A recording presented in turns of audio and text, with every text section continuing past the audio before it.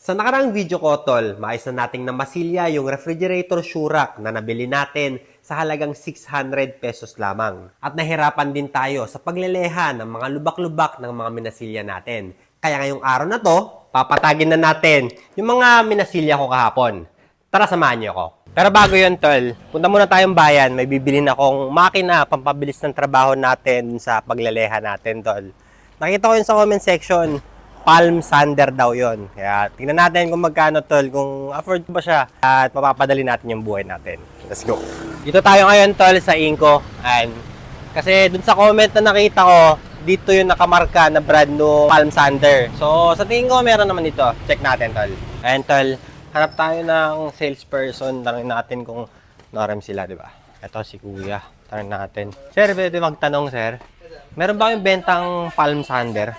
Yung mura lang, sir, ha? Yung hindi mabubutas yung bulsa ko. 1997.5. 19. Ano yun, sir? May kasama na siyang... Sanding sheet. Oo. Ilang piraso yung sanding sheet niya, sir? Meron siyang tatlong kasamang ET. Tapos May benta kayo dito, sir? meron din naman, sir. Iba-ibang... Grit. Oo. Saan na siya doon? Wala na. Ata naubos. Meron, sir. Ayan. Anong meron kayong grit, sir?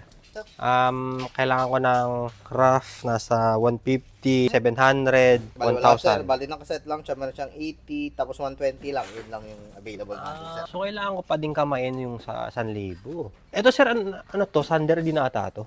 Pero dito sa isang klaseng ano, sir. Ganda dito. Parang yung orange, oh. Inco, baka naman. Baka naman. Baka lang, Inco. Pero ano yun, sir? Parang pang sander din. Lang, sir. Pero, Yung vibrations na, sir. eto, movement. Well, Sige, 1,900. Kaso, problema ko. Pero may nabibili kayong ganito, sir, na ano? 1,000. meron naman, sir. Pwede ka naman bumili din sa mga ibang store na buo, sir.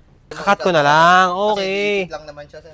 Kahit Okay. mabili ka ng isang buong pad, pwede mo i-cut. Yes. Pwede ba natin tignan, sir? Example mo sa akin paano palitan? Pwede, sir. Pero kukunin ko na yan, sir. Sige, sir. Dito na. 1,900, tol. Medyo masakit sa bulsa, pero magpapadali sa buhay natin to. Kasi kailangan ko din siya dun sa ano, sa motorsiklo, dun sa bisikleta.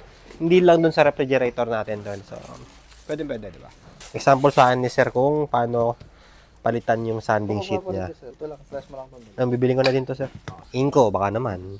Dali lang pala. Ipit lang. Sige, sir. Gets. Kapanin ko na yan, sir. Thank you.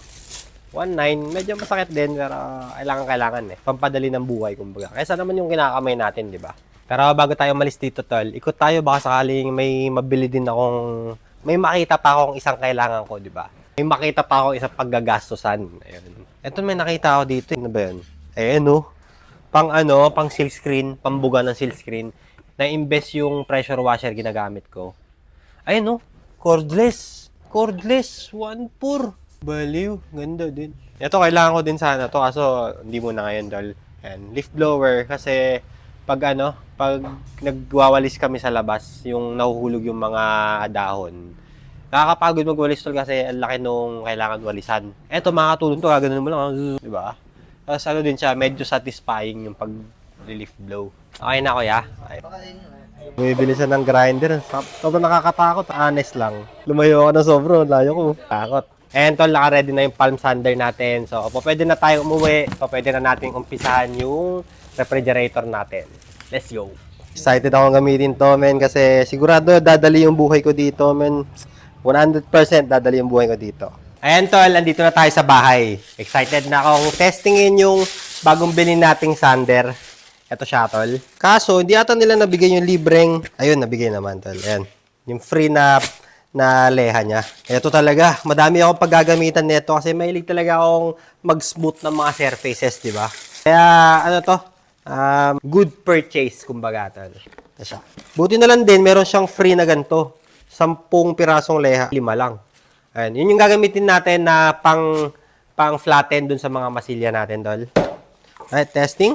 250. Alright, testingin natin. Check natin kung naalala ko pa ba kung paano siya i-set up. Yung sa tinuro sa atin ni Kuya kanina. Naangat to. Tapos, iipit yung sander dito. Yan. Ilalak siyang ganyan. Tanggal. Yun. Tapos, dito sa kabila. Masyado maiksi sa kabila. Wait lang. Dito naman. Tapos dito sa kabila. Yun. Ayun. Alright, testing. 3, 2, 1. Oh, ayaw. Hindi nakasaksak. Ulit. Take 2. Testing. 3, 2, 1. Ayun! Alright, umpisan natin, tol. Let's go. Testingin natin siya dito sa napinturahan natin para matanggal yung pintura niya, saka ma-flatten natin dito sa mga rough surfaces na sobra. Testing. Ang bilis, tol. Sobrang bilis, sobrang bilis. Promise. Ayan, oh. Halos hindi mo na maramdaman yung umbok niya, men. Nice buy. Nice purchase, nice purchase. Pero ito yung problema kung makapit agad-agad yung masilya sa leha. Yun lang, no? Paano kaya? May technique kaya dito? Testing natin. Nababawasan ng leha powers yung ingay ni Melo. Nag-i-intro siya. Pero pago yun, maglilinis tayo. Ayun si Melo to, nag-i-intro siya dun sa gilid. Pero ayan, napaflatten na siya. Kaunti-unting napaflatten dahil. Alright, tuloy natin. Ano yung solusyon neto, no? Ayan tol, ito yung problema. Kumakapit yung mga masilya dun sa leha natin.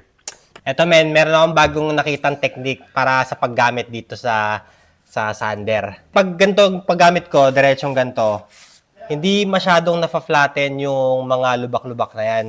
Ito yung natutunan kong bago dito, tol, tingnan nyo. Ayan tol, sinasand ko muna siya gamit yung gilid ng leha. And then, saka ko siya papadaanan ng flat para mas lalong ma-flat pa yung masilya natin. Ayan. Papadaanan natin ngayon. Ayan tol, tingnan yung difference niya. Mas flatten na siya. Wala na yun siyang parang lubak-lubak na parang pimples tol. Ayan. New technique unlock. Oras naman na siguro tol para magpalit tayo ng na panleha. Kasi ayan, tingnan nyo tol. Oh. Puno na siya ng masilya. Sobrang dami. Hindi ko alam kung anong technique dito para hindi kumapit yung masilya dun sa panleha natin. Pero yun, palit lang tayo. Meron pa naman tayo extra. Ang goal natin, mapagkasya natin yung mga pangleha natin dun sa mga minasilya natin dito, tol. Yun ang goal. Kasi pag nagkulang tayo, wala na tayong pamalit dito. And wala. Mabibitin tayo, kumbaga. Let's go. And tol, palitan na natin yung panleha niya. Sipin mo wala ako neto. Siyam-siyam abutin ko dito, sigurado. Kamayin ko yung panleleha. Kaya tayo ng bala. Alright. Kabila naman. Alright. Tuloy natin yung pagleleha. Bagong bala.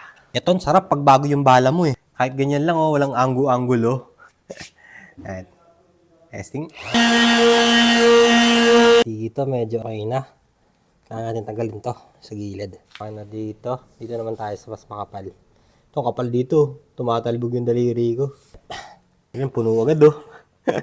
Bilis. Medyo mahirap dito. Kapal dito. Tumatalbog yung kamay ko. Wait lang. Ayan tol, after 30 minutes ng pagsasanding, pino na yung mga minasilya natin kahapon. Ayan, hanggang dulo yan tol. Ngayon naman, kailangan natin palitan ulit yung bala nitong palm sander natin para maleha naman natin yung mga onting gasgas lang, yung mga hindi malalalim. Para pati to, yung mga walang masilya, mapino din. Preparasyon sa pagpipintura natin. Let's go. Sakto lang din pala yung mga binigay nilang libre na panleha, tol. Kasi, ayan, yung mga pintura na lang talaga yung natitira natin. Kailangan natin i-flatten. Kaya ito, tapusin na natin to, tol. Lagyan natin yung panleha. Last two. Ito na lang, dalawa na lang natitira. Abot naman na siguro yan. Alright. Alright. Let's go. Umpisan ulit natin. Yeah. Alright, unahin na natin dito sa taas. Sas pababa tayo, tol. Let's go. Ganda talaga nito, tol, kasi pati yung mga, yung mga crevices ng may hulma, naaabot talaga niya. Kasi kung ako lang yan, medyo mahihirapan ako, tol. Solid, solid. Worth it yung pinambili natin. 1,800? Napaka-worth it.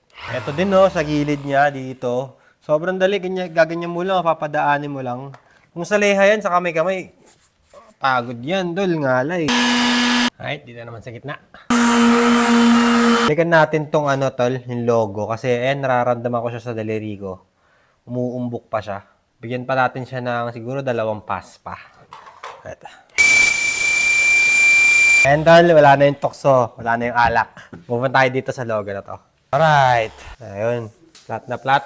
Flat na flat. Tol! Dito naman tayo ngayon, tol. Ngayon tapos na yung first batch na paglaleha natin. Kailangan natin mag-move on sa mas pino na grit na leha.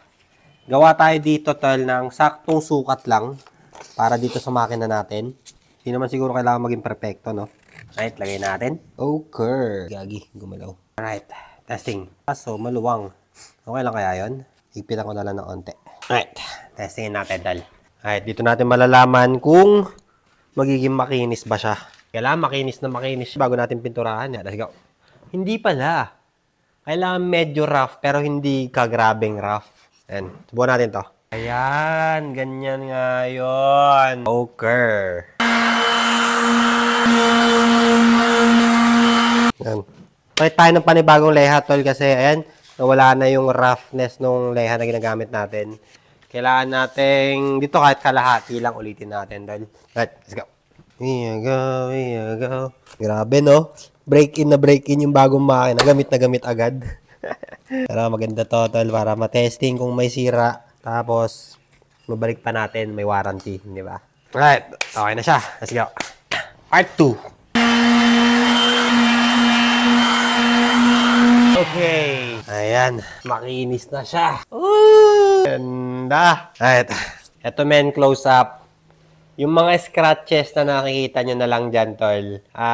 Surface level na lang, kumbaga. Hindi mo na siya mahahawakan. Pag ni-run through mo yung daliri mo dyan, tol. Ayan.